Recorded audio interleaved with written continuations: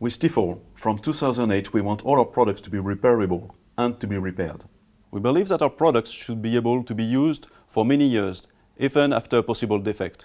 It must become an obvious economical choice for our consumers, and of course, it is better as it avoids unnecessary waste. Our factories and our research and development centers are working hard to make sure that the products can be easily repaired, and our service centers worldwide can quickly obtain all the necessary spare parts at an affordable cost. This is thanks to a huge stock of parts which guarantees the availability for future years, some of which are already produced on demand with our additive manufacturing technology, and so it will be available indefinitely.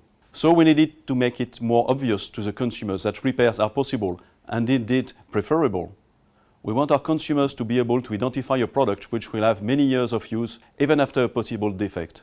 And it is with this logo, 10 years repair, progressively on all our products, that a shopper will be able to see the difference.